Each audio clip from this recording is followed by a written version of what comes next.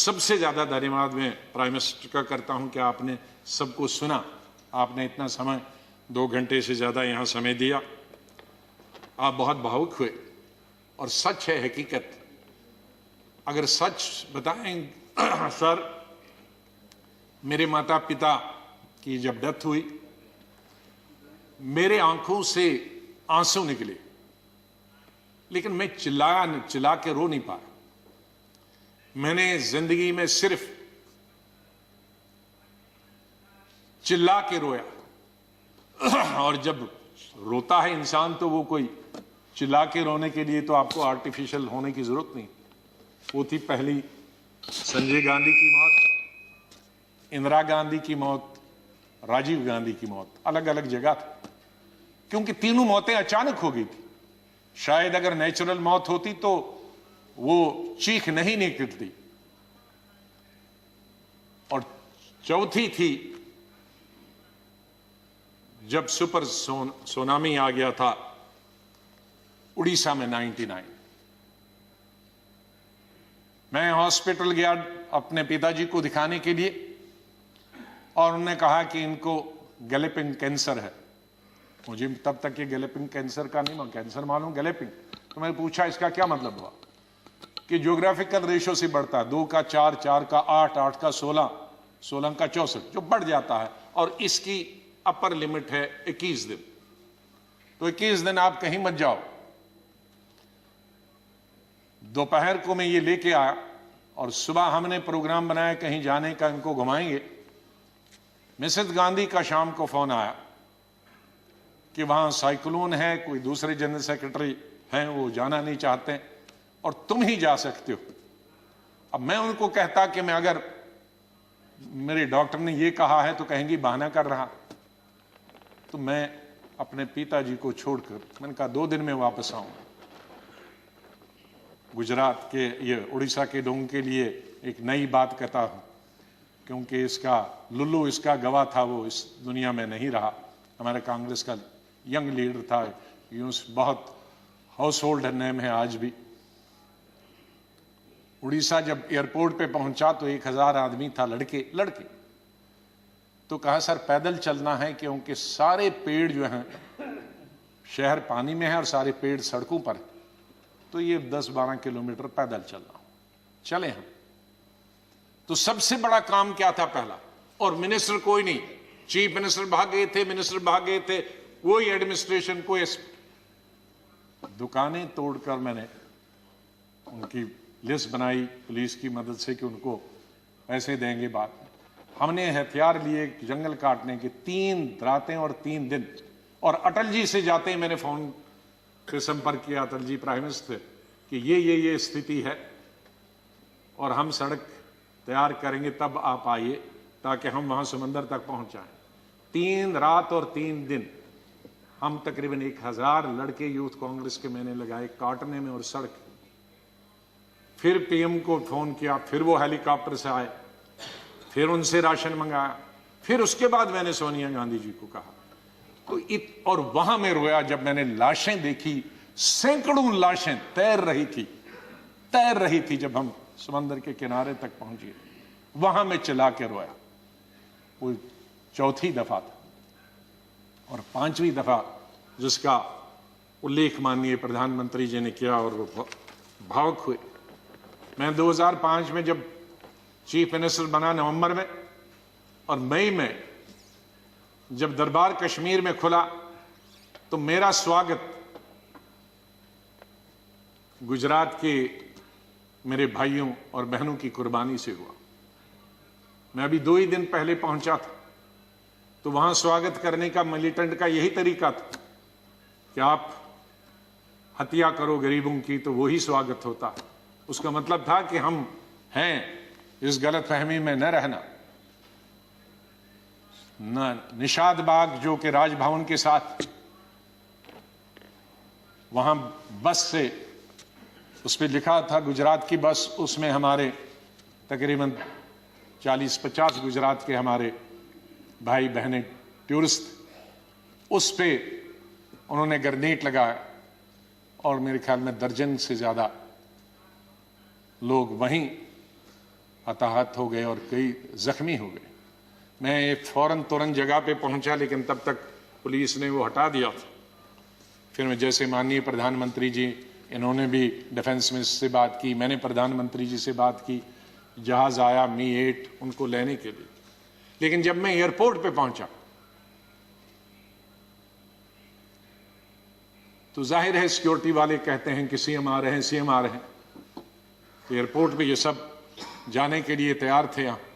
हमारे जख्मी भाई, छोटे छोटे बच्चे।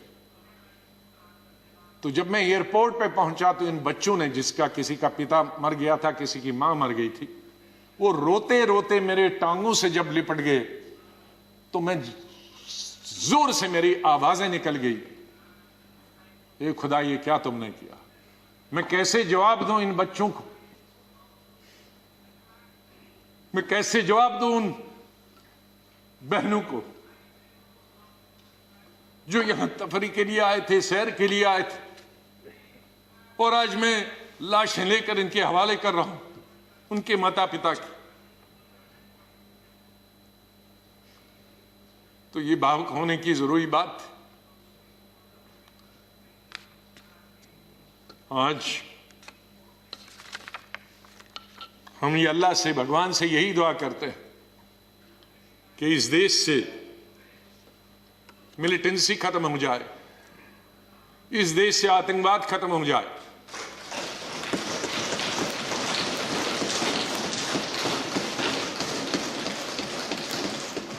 हजारों हमारे सिक्योरिटी फोर्सेस के, आर्मी के, पैरामिलिट्री फोर्सेस के, पुलिस के जवान मारे गए। सिविलियन कई क्रॉस फायरिंग में मारे गए। हजारों हमारी बेटियां और माएं आज बेवा, शायद उनका पति किसी का मिलिटेंट भी, कईयों के मिलिटेंट होंगे, कई क्रॉस फायरिंग। कश्मीर के हालात ठीक हो जाएं। मैं इससे पहले कि कुछ अशार बोलूं, पहले मैंने अपनी फौजियों के नाम बताया था, लेकिन ये शेर मैं बोलना चाहता हूं मेरे कश्मीरी पंडित भाइयों और बहनों के लिए। जब मैं कश्मीर में पढ़ता था तो सबसे ज्यादा वोट में यूनिवर्सिटी में जब जीत के आता था तो कश्मीरी पंडित मेरे सबसे ज्यादा लड़के लड़कियां वोट देते थे। बहुत सारे लोगों को मालूम नहीं कि कश्मीर में लड़कियां हिंदुस्तान के मुकाबले में सबसे ज्यादा, जम्मू में नहीं, कश्मीर में।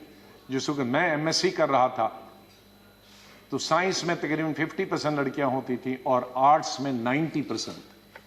तो ओवरऑल ज्यादा लड़कियां पोस्ट ग्रेजुएशन पढ़ती थी। तो मैं जब यूनिवर्सिटी का इलेक्शन लड़ता था तो हमारे कश्मीरी पंडित लड़के हों या लड़कियां, सबसे ज्यादा वोट मुझे 100% मिलते थे। मैं 99 भी नहीं कहूं। दोस्त हैं आज वो बिखरे हुए। मुझे बहुत अफसोस होता है जब मैं उनसे मिलता, अपने क्लासमेट्स। ये उन कश्मीरी मेरे भाई पंडितों के नाम जिनके जो घर से बेकार हो गए, उन कश्मीरी बेवाओं के जो बेवाएं हुई हैं और बच्चे हुए और जो वहां से बिछड़ गए, उनके लिए शेर अर्ज करता हूं। गुजर गया, और ये हमारा जो आज मुद्दत खत्म हुई इसके लिए भी कह सकता हूं, गुजर गया वो जो छोटा सा एक फसाना था। गुजर गया वो जो छोटा सा एक फसाना था। फूल थे, चमन था, आशियाना था। गुजर गया वो जो छोटा सा एक फसाना था। फूल थे, चमन थे, था, आशियाना था। न पूछ उजड़े नशे मन की दास्ता। घोंसला उजड़ गया। न पूछ उजड़े नशे मन की दास्ता। न पूछ थे 4 तिनके मगर नाम आशियाना तो था।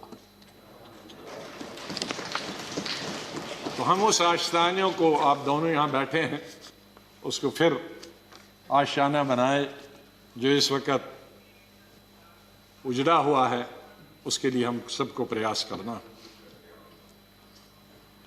और मुझे, जैसे मैंने बताया, बहुत काम कर चुके हैं, सेवा कर चुके हैं, आशीर्वाद सबका मिला है।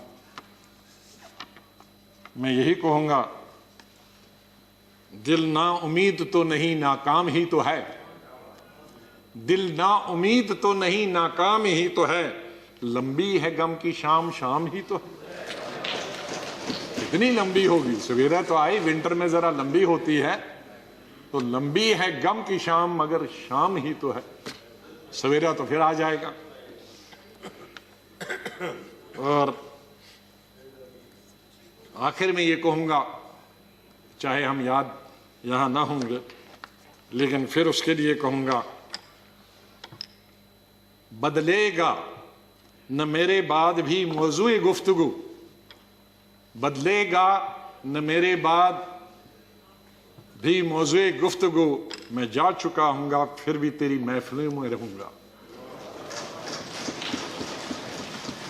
माननीय चेयरमैन साहब, मैं आपका बहुत बहुत धन्यवाद करता हूं। आपके साथ काम करने का मुझे अवसर मिला।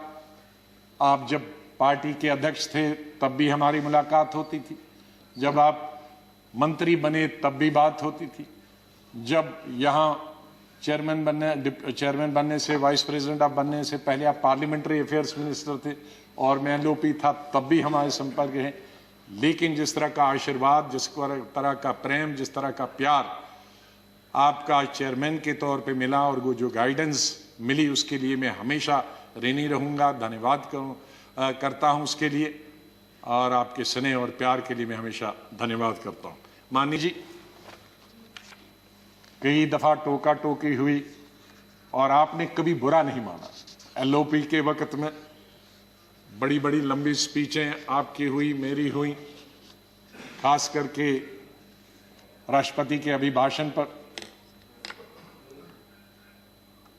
उसमें लंबी तकरीर होती थी। कभी हम कुछ एलओपी की जिम्मेदारी करते थे, लेकिन आपने व्यक्तिगत तौर पर उसे कभी अपने खिलाफ नहीं लिया। हमेशा भी आपने पर्सनल कॉन्टेक्ट्स को और पार्टी की जो जिम्मेदारी है उसको दूर रखा। कभी ईद हो, दिवाली हो, बर्थडे हो, उसमें बराबर आपने कभी भी कमी नहीं की फोन करने की। सबसे पहले या तो मेरे पार्टी प्रेसिडेंट का आता था या आपका आता था। दो आदमियों का तो अनिवार्य, हमारे प्रधानमंत्री और कांग्रेस प्रेसिडेंट मिसेस गांधी। और आपने हमेशा बताया कि कभी अपनी स्टेट के बारे में हो और कोई काम हो तो मुझे आप कभी भी बताना। मुझे याद है जब मैं राज्यसभा इलेक्शन लड़ने गया तो आपने कुछ कहा कि भाई आपको कुछ जरूरत है, मेरे का वो तो लड़ाई है, आपका कैंडिडेट है, मैं कैंडिडेट हूं, उसमें आप कुछ नहीं कर सकते। तो ये एक पर्सनल टच जो होता, आदमी भावुक हो जाता, आदमी सेंटिमेंटल हो जाता, आदमी इमोशनल होता। और मेरे संपर्क तो विपक्ष के साथ आज से नहीं, जब पहली दफा मैं एमओएस बना था तब से लेकर आज तक, क्योंकि हम मिलके ही देश को चला सकते हैं, लड़ाई करके, गालियां देकर नहीं। हम अपनी बात अपने भाषणों के जरिए कर सकते हैं। मैं आपका बहुत धन्यवाद करता हूं। मैं माननीय डिप्टी चेयरमैन साहब, मेरे यहाँ हम बेंचमेट रहे, वो हमेशा मुझे याद रहेगा। बहुत सिंपल आदमी है, स्ट्रेट फॉरवर्ड है। कभी कभी हम नाराज होते हैं स्ट्रेट फॉरवर्ड, लेकिन स्ट्रेट फॉरवर्ड हमेशा वो लोग नाराज होते हैं। और शरद पवार जी से लेकर और यादव जी से लेकर और सब लोग हमारे लीडरों का तो मैं बहुत ही धन्यवाद, सब लेफ्ट राइट एंड सेंटर, नाम क्योंकि कुछ लूंगा तो बहुत सारे हमारे साथी नाराज होंगे, तो चेयरमैन साहब से लेकर और प्रधानमंत्री जी से लेकर मैं सेक्रेटरी जनरल साहब का कैसे और सेक्रेटरीट का कैसे धन्यवाद कर सकता हूं, मुश्किल है करना, क्योंकि इनका सहयोग मिला बहुत हमेशा, हर वक्त जब भी हमने कुछ चाहा इंफॉर्मेशन पार्लियामेंट की या कोऑर्डिनेशन के बारे में आप तक पहुंचने की बात की, तो सेक्रेटरी जनरल साहब ने और सेक्रेटरीट ने हमने हमेशा हमारी मदद की है। और आखिर इस शेर से मैं आपसे विदाई लेता हूं, और इंशाल्लाह हम मिलते रहेंगे, चाहे यहाँ नहीं मिले लेकिन आगे एक दूसरे के पास आ जा सकते हैं। नहीं आएगी, मैं आप लोगों से बोल, नहीं आएगी याद तो बरसों नहीं आएगी, मगर जब याद आओगे तो बहुत याद आओगे। धन्यवाद गुलाम नबी जी।